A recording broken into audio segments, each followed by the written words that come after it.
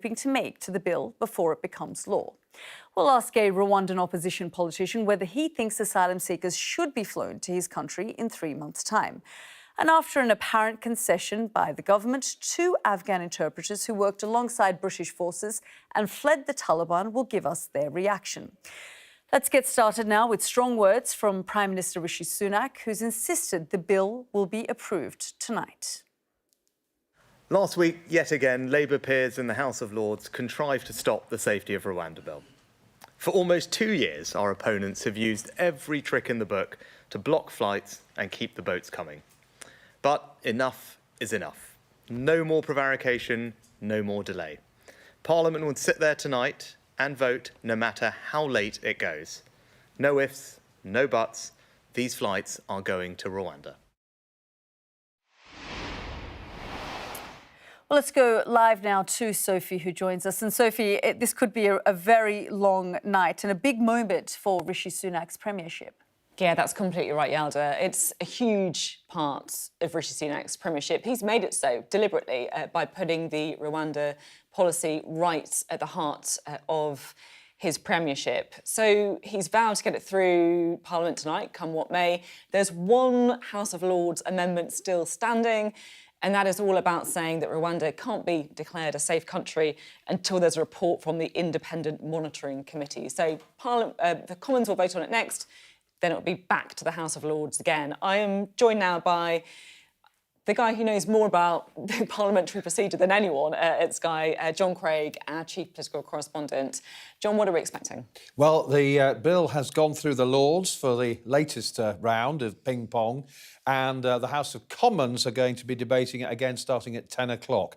Now, in the past half hour or so, we've seen some quite significant developments in the Lords. One pretty major concession over those Afghan interpreters, and also another government defeat. Now, first, the vote. That was on that amendment put forward by, it was actually proposed by Lord Anderson of Ipswich. I think he's a former judge. Basically, they're arguing you can't declare Rwanda as a safe country without this investigation by this independent monitoring committee, something the government actually set up itself. And that was passed. The government lost that by 240 votes to 211, majority of 29 against the government. Labour sources tell me they weren't expecting to win by such a big majority. 211 for the government is a low vote.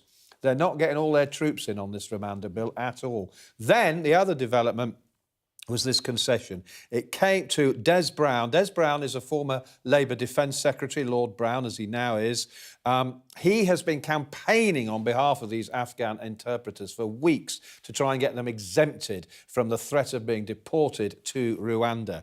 Now, a short time ago, when they were debating this, Lord Sharp of Epsom, a junior minister in the Lords, said that the Ministry of Defence has decided to undertake reassessment of all eligibility decisions made on ineligible applications with credible claims that have links to Afghan specialist units. He talked about a team of independent people and so on, and he said the government will not remove to Rwanda those who've received a positive eligibility decision as a result of this review where they're already in the UK as of today. He said the government recognises the commitment and responsibility that comes with combat veterans, whether our own or those who've shared courage by serving alongside us. And then he said, and we will not let them down.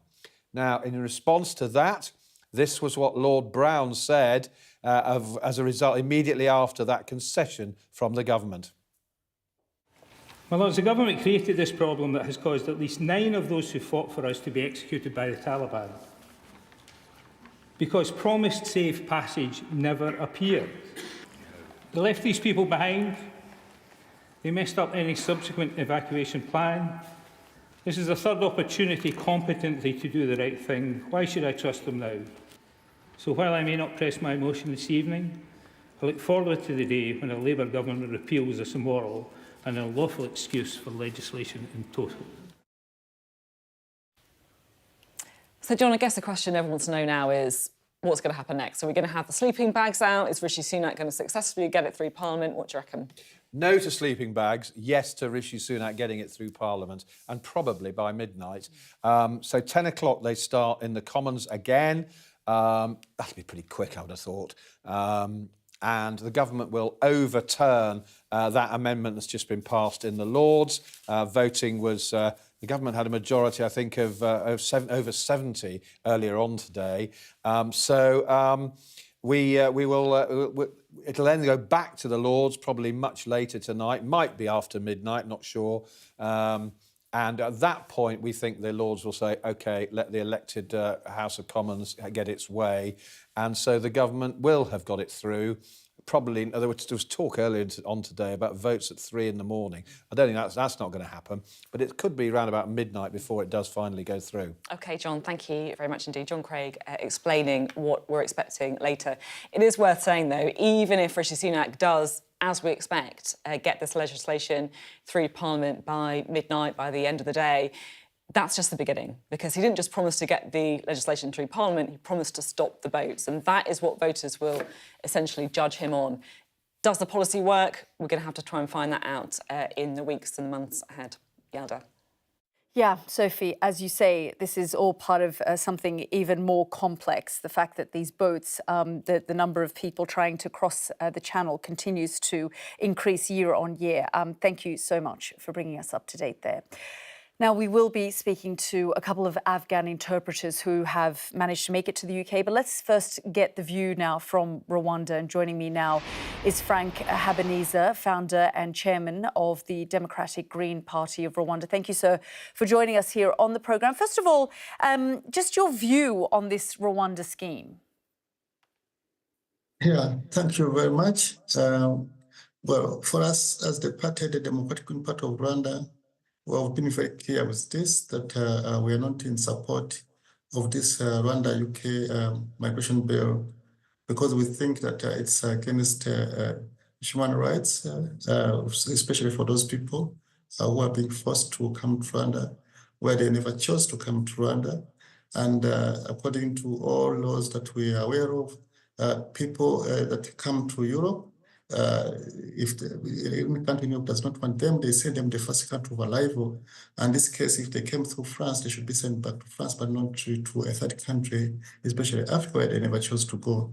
And if you compare the conditions of life, conditions of living, and opportunities, like economic opportunities, there are very less economic opportunities for them, like job opportunities in Rwanda that they would have in the UK. Mr. Habineza, obviously your government, is happy with accommodating these refugees and migrants, and they will receive from the UK government a total payment of 370 million over 5 years to take these asylum seekers. But when you say, the conditions are not good in Rwanda for them, just explain what you mean by that. Yeah, we understand that there will be some money coming up, but that money is only for 5 years. So after 5 years, it will be a responsibility of the Rwandan government and the Rwandan taxpayers to take care of these people, because the UK has not indicated that it will take care of these people after 5 years. So that means that it's going to be our responsibility.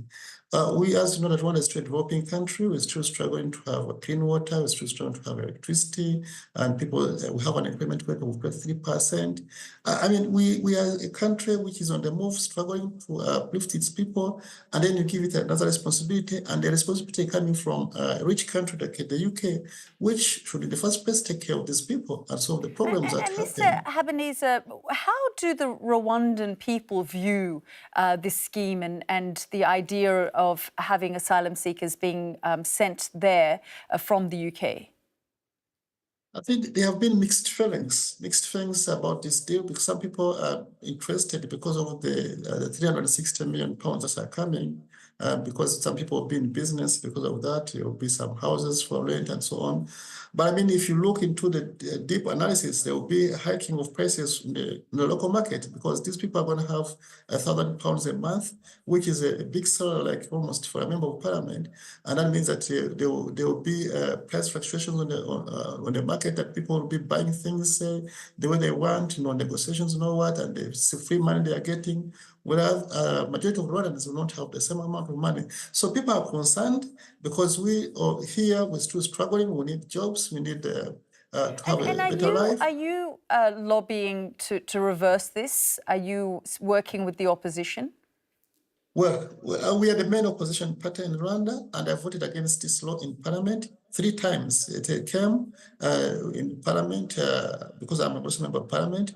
We voted against the bill, the draft bill, and then we voted against the law when it went to the Senate. When it came back, also voted against it. And the last amendment, we voted against. So I voted against this bill for 4 times because we are very convinced that it's not in the best interest of the Rwandan people. Even though politically maybe the government has sees some benefits for it, but we think that the human rights laws, economic plans, and so on, they are not right. And the UK is a richer country, which should actually take care of these people than send them to a third country, which is still a developing country. And these people have suffered so much. Some of them have traveled through the Sahara Desert, others have passed through the Mediterranean. Some have suffered, died even on their way. So I think that sending them to Africa is not solving the problem, it's actually causing more misery to them. Okay, Frank Habeniza, thank you very much for joining us here on the programme. Thank you very much as well. With me now is Sadaf Durzad, an Afghan interpreter who was able to come to the UK on the resettlement scheme. And we also have from Birmingham, we're joined by former interpreter Rafi Hotak, who worked with the British Army in Afghanistan. Thank you both for joining us here on the programme. Sadaf, I'll come to you first. You arrived here after the fall of Kabul to the Taliban. Just tell us, you were working with British forces as an interpreter in Afghanistan? That's right. I was working with British Army in Afghanistan as interpreter / an advisor, cultural advisor. And tell us what scheme you came to this country under. ARAP, which is Afghan resettlement scheme. And you were living in the housing and the settlements accommodation that was being provided by the government here. Yeah. And are you still living in that housing and that accommodation, or have you been moved on? No, I have moved on. I've moved on. And just give us your views on the Rwanda scheme and the idea that Afghans who would come here would be sent potentially to Rwanda. I thank you very much for the question. I do believe that we are faced with a proposal that challenges the very sense of humanity. Sending Afghans or any illegal immigrants or asylum seeker back to Rwanda, I don't believe that it's only morally incomprehensible, but also it's violation of human rights. I do believe that let us not forget while we are sitting in the safe offices, be it house environment, and with our secure privileges, forget the plight of those who are suffering and who have fled their countries in search of refuge and safety. UK has a proud history of providing sanctuary to those who are in need. It's very crucial for us to uphold those values in face of adversity. Do you have friends here? First of all, just what's your status at the moment? Are you able to stay in this country? Have you been given, indefinite leave to remain or some kind of, ability to stay on? Fortunately, yes. I have been given a BRP, which is British Residency Permit. Do you have people who came after the fall of Kabul who worked as interpreters or in other fields and now are vulnerable and face the prospect I definitely have my colleagues who are very worried. It's not a week that they don't call and ask what is the update, what's going to happen to them, how UK government is able to help them to come to the UK. Their situation back in home is very worrying because if you work with British Army or let's say UK, you are called as rebellion and not Muslim, and then they are very much against you, and hence they are not safe in those countries. And if they find a way to come there and send back to Rwanda, I don't believe that they have done the fair on them. What about tonight? There's discussion around a concession that is being made to exempt Afghan interpreters. So to go through their cases, to if they are truly, genuinely those who worked alongside British forces, they would be exempt from being sent to Rwanda. I definitely call for an urge of exempting Afghan immigrants because if we look at the history of Afghanistan, there has been conflict for so many decades, and now... So not just interpreters, Afghan immigrants as a whole? Afghan immigrants as a whole, because they flee the country, they flee from violence, especially given the Afghan woman's situation back in home. They're not allowed to work, they're not allowed to go to education, to go to colleges and universities. So I believe Afghan immigrants as a whole, not only interpreters who have worked with UK Army or US troops back in Afghanistan, because they are fleeing the country to flee execution, to flee violence, and sending back them in a country that might not have the capacity to protect their rights and safety. I do believe it's unconscionable. And we understand it's been almost 1,000 days since Afghan girls haven't been able to go to school. I'm just going to bring in Rafi Hotak, who joins us from Birmingham. And Rafi, you yourself worked alongside British forces as an interpreter. You had life-altering injuries in 2007, and then you also received some threats in 2011, I understand. Then you managed to make it to the UK. Just tell us a little bit more about your situation, because you didn't come here because of the fall of Kabul. You were facing threats before that. Yes, not only myself, but many other my friends and colleagues who have served the British forces in Afghanistan. They were facing threats and risk to their life.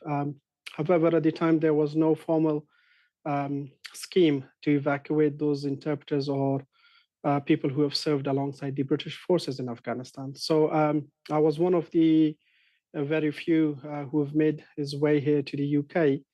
After having my own battle with the Home Office, I continued with the campaign to help and save the rest of my colleagues who were working for the British forces in Afghanistan.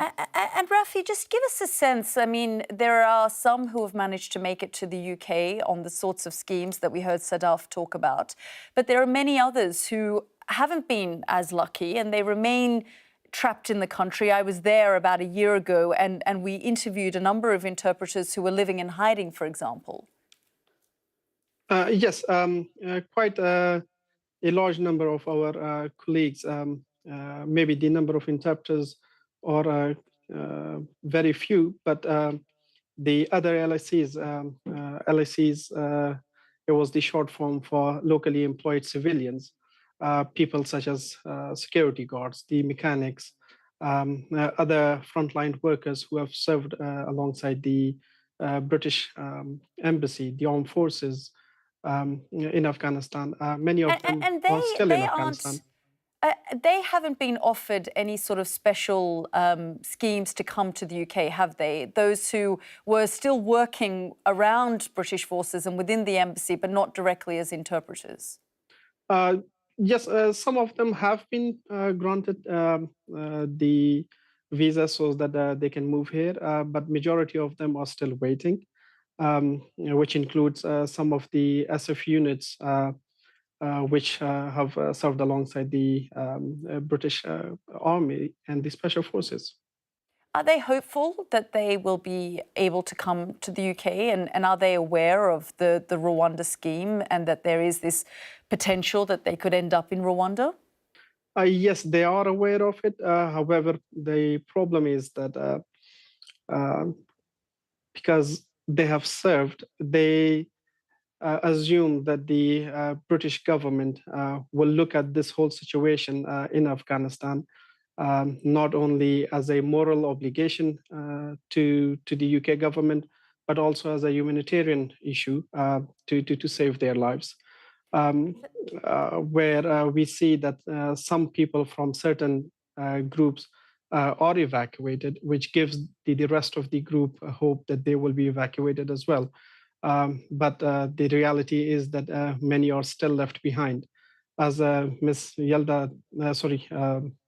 Sadaf clearly said that majority of those Afghans who make their way here, first of all, what we need to understand is that why they are fleeing their country and coming here to the UK or other Western countries is because of the life-threatening situation that they have in Afghanistan. Their girls, their daughters are not allowed to get education, work. They themselves, who have served alongside any NATO country in Afghanistan, they are seen as people who have betrayed their country, their people, their religion, and the Taliban see them as threat and enemy. And because Indeed. of that... And I'm just going to bring in Sadaf, because there is a great sense of abandonment that they have been left behind. There is indeed, and I believe that the people who are living in there with no hope of future, because now, if you are stuck in a country where there's no future for you, that means death for you, exactly. And while I'm on the call with them, I can feel that their soul have been dead. They have no hope. While they still call and ask about the schemes to get some hope, I still urge them to keep on to holding their hopes, and hopefully one day the Rwanda.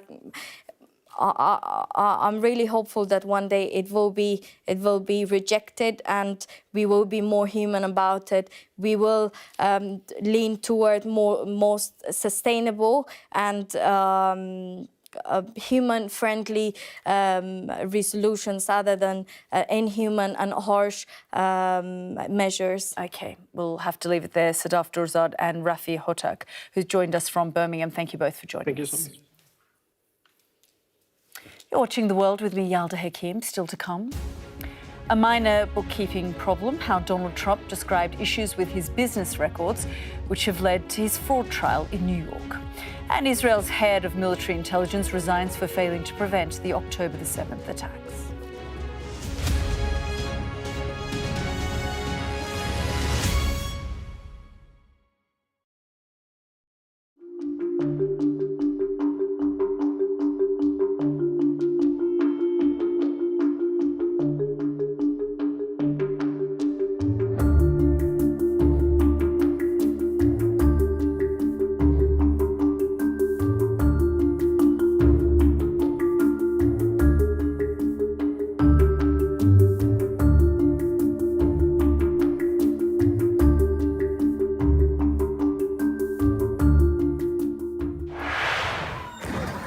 They've pushed the protesters further back here. There's around 200 or 300 still remaining. I'm Dan Whitehead and I'm Sky News' West of England correspondent. This van goes onto the streets of Plymouth 7 days a week, 365 days a year. These facilities at the moment are a lifesaver. It's all we've got.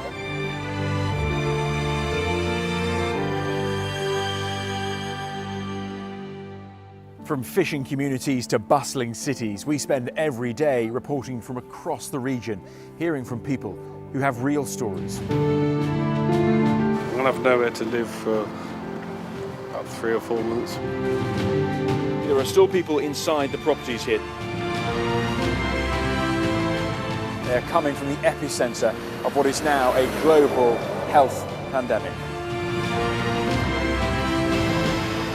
We were seeing and speaking to young women who were selling themselves right on the high street. It was desperately sad, and the fact it was happening right in the heart of this community.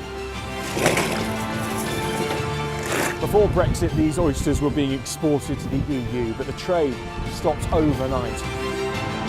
What's your feeling about the future then? Blake might all be finished, I don't know.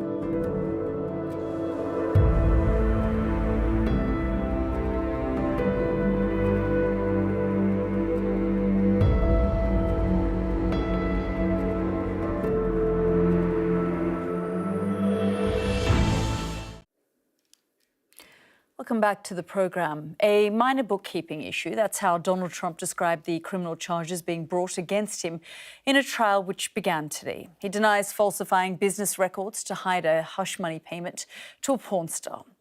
Stuck in a courtroom, those are his words, and unable to control the narrative, he's resorted to the Trumpisms that we know so well. The trial is a witch hunt. It's a very, very sad day in America, he said today. The entire case is unfair and ironically tantamount to election interference. You'll remember, of course, that the former president will soon stand trial again for trying to illegally overturn the 2020 election. More on that in a moment, but first our US correspondent James Matthews reports from outside that courtroom in New York. It is the rare sight, now routine, of a former president on a daily court run. Donald Trump snaked through the streets of Manhattan in the cavalcade that carves a new chapter in US legal and political history. This was a day for opening statements from prosecution and defense, and from the defendant by the door. This is done as election interference. Everybody knows it. I'm here instead of being able to be in Pennsylvania and Georgia and lots of other places campaigning, and it's very unfair. Inside the court building in New York's Chinatown, Donald Trump has much to lose and much already lost. The courtroom is incredibly dingy.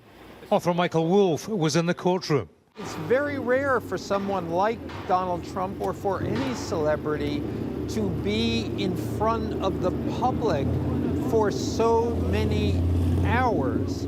I mean, he is naked before us.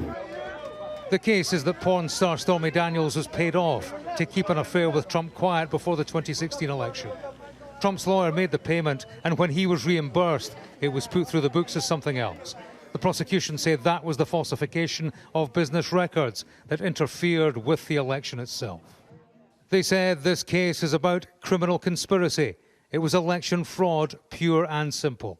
Trump's defense attorney told the jury there's nothing wrong with trying to influence an election. It's called democracy. Opening statement saw Trump's defense unveiled as attack on the former lawyer who paid the porn star and will testify against him. They said he was a liar who was obsessed with getting Trump. Michael. How are you? Michael Cohen has said he was acting on Trump's instruction. Can I ask, how do you see the trial going? Yeah, I won't be discussing the trial. You will testify. Do you think there's any doubt that Donald Trump is guilty? I know I'll be testifying. That'll be a determination by the judge and the jury. What do you think of what he has had to say about you? He's been uncomplimentary, to say the least.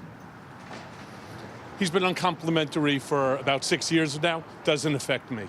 The first witness has now taken the stand. David Pecker, who used to publish the National Enquirer magazine.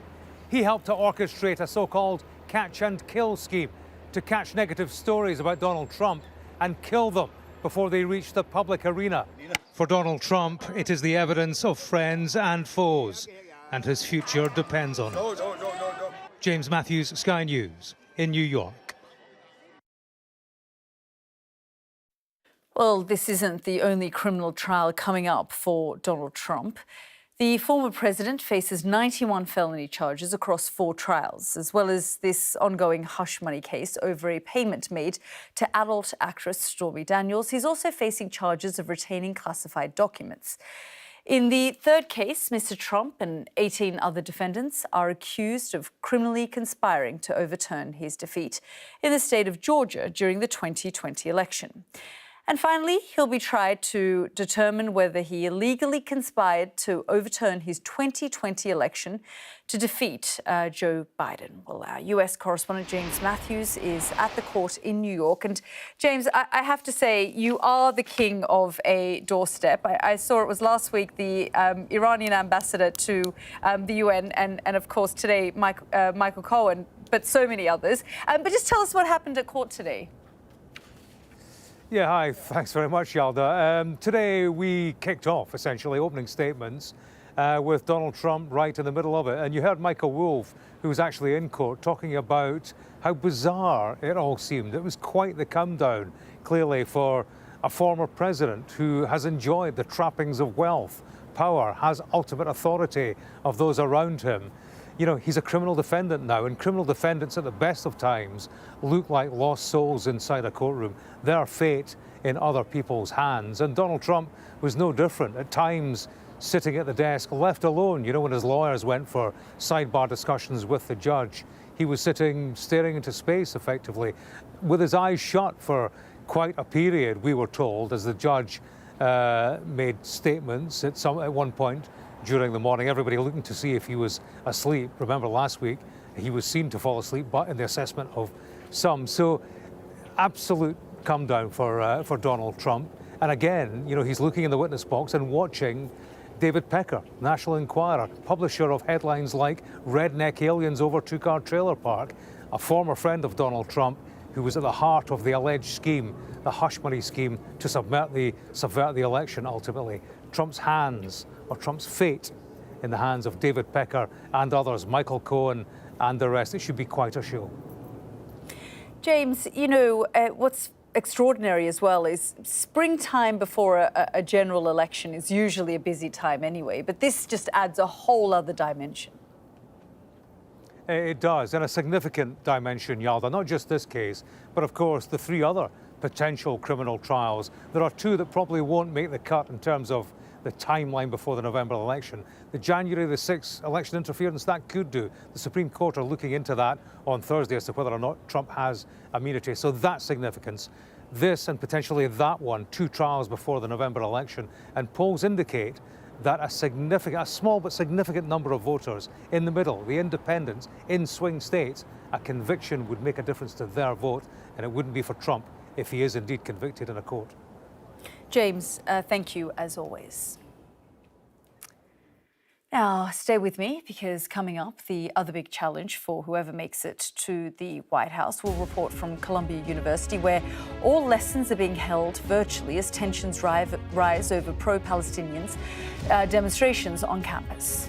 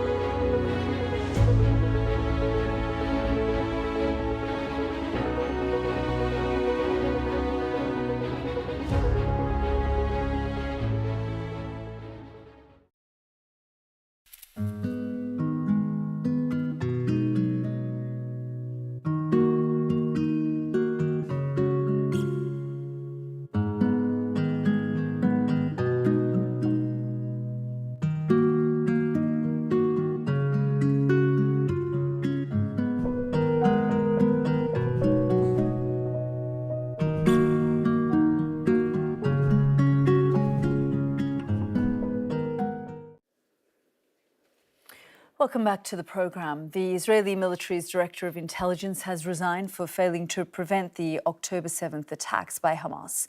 Major General Aharon Haliva is the first senior Israeli figure to step down over the attack, which led to the biggest loss of Jewish life in a single day since the Holocaust. Let's just remind you of the scale of the intelligence failures he oversaw. Now, on the morning of October the 7th, Hamas militants flooded across the border into Israel, with the country's security forces caught unaware. The coordinated land, sea and air attack disseminated kibbutzim across the south of Israel.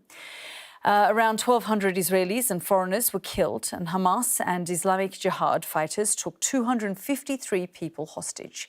The subsequent Israeli offensive on Gaza continues ferociously, with the IDF yet to wipe out Hamas's top military leaders. However, the Gaza Health Ministry says over 34,000 people have been killed in the Strip. From Tel Aviv, our Middle East correspondent Alistair Bunkle reports.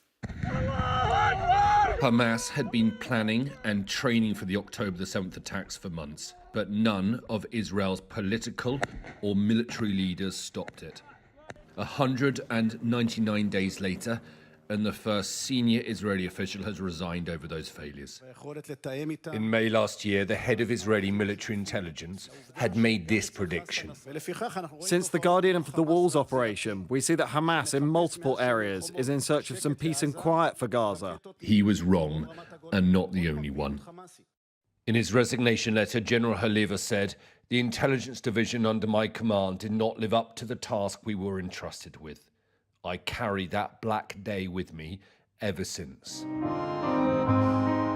Passover is the festival that celebrates the freedom of Jews from Egyptian slavery. But tonight, Israelis sat down to a Seder meal and will think of the 132 hostages still being held in Gaza. He will be the funny guy. The last time I saw Ella Ben-Ami was just before Christmas. Almost 4 months on, her father Ohad is still a hostage, and negotiations have broken down. Tonight is a very hard night because my father is the one in the family who makes the holidays funnier. Do you still have faith in the negotiation process, in the military campaign, in the politicians who lead the country? Do you have faith that there will be a breakthrough?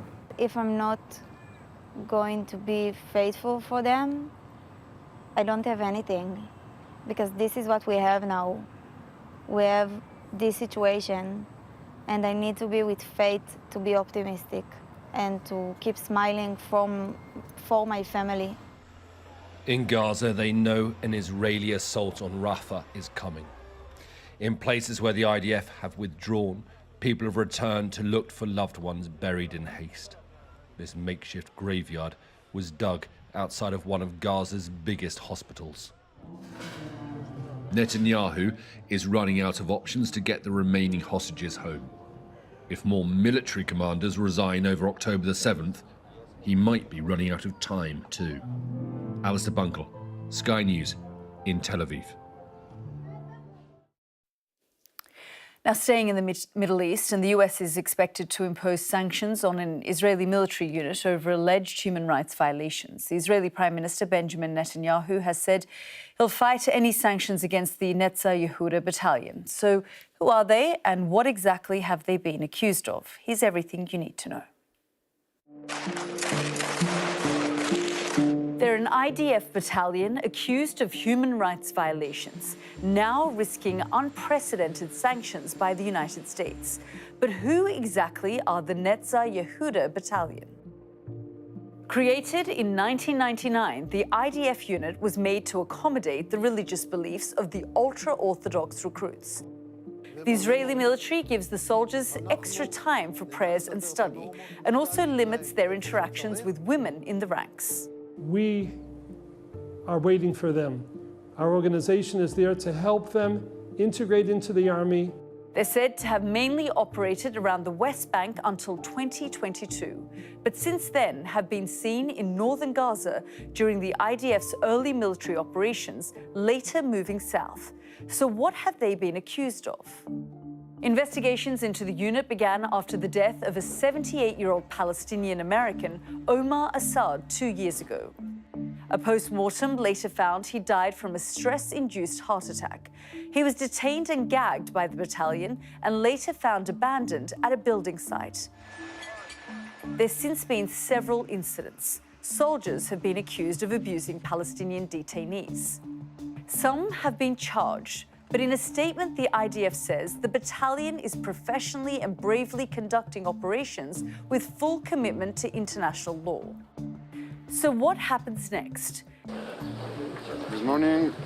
US Secretary of State Antony Blinken said sanctions could be coming over the allegations of human rights abuses. The sanctions ban the transfer of US weapons or any other assistance to the Netzah Yehuda soldiers. That'd be the first time the US has sanctioned a unit of the Israeli military. It's already been met with fury from the Israeli government. Here's Benjamin Netanyahu. I will fiercely defend the IDF, our army and our fighters. If someone thinks they can impose sanctions on an IDF unit, I will fight it with all my might. The dispute shows another instance where the US-Israel tightrope continues to get thinner as the calls for restraint in Gaza grow louder. Well, to discuss this further, I'm joined now from Ramallah in the West Bank by Palestinian political analyst Noor Odeh. Noor, good to see you again. I just want to get your reaction and response to these sanctions. Thank you for having me, Yalda. I think it's important to point out that this is an application of American law. They're not particular sanctions that are announced out of the blue, and they come on the heels of basically a 2-year investigation. What's novel about them is that this is the first time that Israel is on the receiving end of, American reprimand, and that's why you see those kinds of statements from the Israeli prime minister and other officials who can't believe that the actions and crimes that their soldiers are accused of actually have consequences. But then again, we have to remember that Israel stands accused of genocide at the International Court of Justice. There are other countries, including the UK, who are voicing concern about these human rights violations and the fact that countries need to rethink their military relationship with Israel because of those violations. Yeah, and it's not that this unit has been accused of violations in Gaza in terms of these particular sanctions. It's what they've done in the West Bank. Is that correct, Noor? And I'm just also curious to know whether this will make any kind of difference on the ground. You're absolutely correct. The incidents in question happened in the West Bank, and that reminds us of the bigger picture, which is that Israel occupies Palestinian territory and rules over the Palestinians against their will, using those soldiers. And so the relationship between Palestinians and Israeli soldiers is not one that can possibly be constructive. It is a very toxic, potentially lethal relationship for Palestinians. I'm not sure it will make a huge impact because all army units in the occupied West Bank have a license to kill, basically. And we've seen unprecedented violence meted against Palestinians in the West Bank since October. But I think the more Israeli soldiers understand that there could be consequences like this, the more they're likely to think about their actions and the fact that it's no longer carte blanche for them. They can do what they want, and nobody would hold them criminally or politically liable. OK, Noor, we'll have to leave it there, but we're grateful for your time. Thank you very much for joining us. Now, let's return to the US, where Columbia University has cancelled in-person classes, citing rising tensions because of pro-Palestinian demonstrations. Last week, more than 100 people were arrested on campus and the university's president gave police the go-ahead to clear their protest camp. Our US correspondent Mark Stone reports from New York. You don't get it? Shut it down! Because it doesn't get it? Shut it down! Outside one of America's top universities, a sight now familiar far beyond here. Down with Hamas! Victory for Israel! Two entrenched causes, re-energized through 6 months of turmoil in the Middle East. Two movements, dividing opinion, confounding the police, splintering the politicians. Imperialism is a crime! Beyond the campus gates in Columbia University's quadrangle, an encampment of pro-Palestine students. Their message that the university should cut all ties with Israel. We are calling for a complete divestment by Columbia from any company complicit in Israeli apartheid and colonization in Palestine, and we are calling for amnesty for all of our students, those suspended previously and those currently engaged in the Gaza Solidarity encampment today. Do you believe in Israel's right to exist as a country? I believe in all people's right to freedom and liberation, and I think centrally what gets lost in the discussion here is that we are talking about a genocide. A campus campaign became a national debate after this, the arrest of more than 100 of their number late last week. The university president had called in the police after concluding the students represented a clear and present danger to the functioning of the university. And we came to our homeland, and all of these lunatics. Back outside today, where the protests are louder, angrier, and not associated with the university, Jewish leaders on this Passover holiday denouncing a movement they condemn as deeply anti-Semitic. As offensive as these people are across the street, agenda number 1 through 133 is to free our hostages. That's right. That's right. Do not be afraid of being Jewish, especially in New York City. That's right. The police, so awkwardly in the middle, recognise the challenges. Could you give us a sense of how challenging this moment is for you, both in terms of your ability to police, but also your judgment as you judge what is and what isn't a crime? Determining when something goes from protected speech to unprotected speech can require a lot of nuance.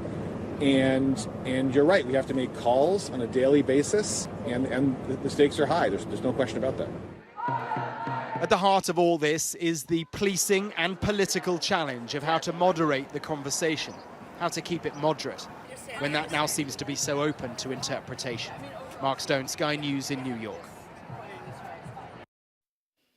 This is The World with me, Yalda Hakim. Next up, we'll return to Westminster as the Rwanda bill tackles its final hurdles in Parliament. On Sky News at 10, we'll be live in Parliament to see if the PM's Rwanda bill will be approved tonight. Donald Trump has faced his first day on trial in New York, and also in the city, Columbia University cancels in-person classes due to fears for the safety of Jewish students. I'll see you for more at 10.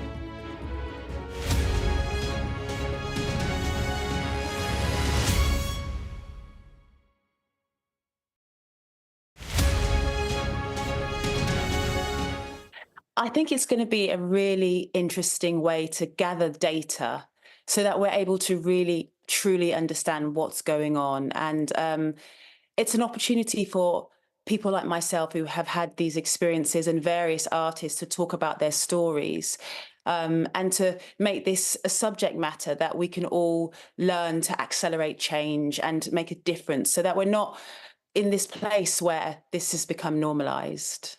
I think a lot of the time, even when you're seeing the successes within the music industry amongst Black women, there's a lot of nuances and things going on in the background. There's a lot of interactions happening with the people that you're working with that you tend to stay quiet about and you don't speak. And it's not a transparent conversation until now. So it wasn't a surprise to me at all. I mean, within my own circles of other Black women and people that mentors that have come before me, this is a conversation that we've always had internally, despite of the successes that might accompany it. So yeah, I wasn't surprised at all. And this is the reason why I wanted to be part of this campaign, to contribute to those stories and experiences coming out and for us to accelerate change. There were overt forms of racism where words were said to me that were awful, which I can't say on camera. But also it's the subtle nuances, the microaggressions that come through in your everyday experience, whether it's me having to Europeanize myself or if my hair isn't a certain way, having to dress and be a certain way and feeling under pressure to not embrace my Blackness or my identity. There was also lots of social media bullying as well, where there would be comments that would be said to me in reference to my race. a sense of sexism and the patriarchy, where there's a transactional sense of manipulation, where I have to do something and to fragment myself in order to have success. And so you have this sense of pressure as a woman and as a Black woman to act a certain way in order to progress in your career.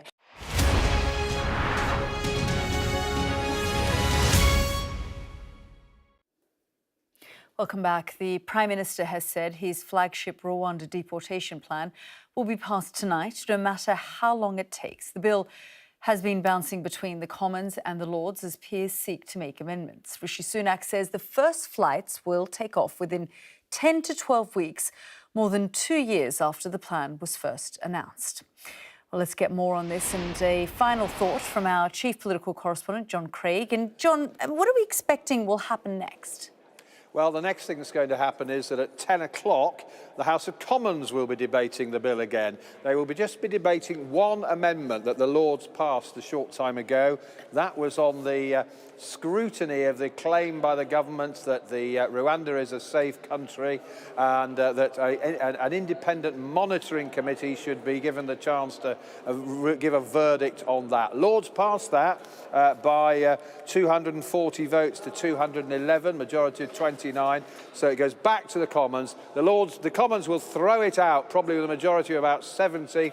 Then it'll go back to the Lords sometime after 11 o'clock tonight. And at that point, the Lords will say, OK, we're going to let the elected House of Commons have their bill. And all being well, the government hopes it'll finish its passage through Parliament round about midnight, possibly a little before, possibly after midnight, getting up towards 1 o'clock. But it's going through.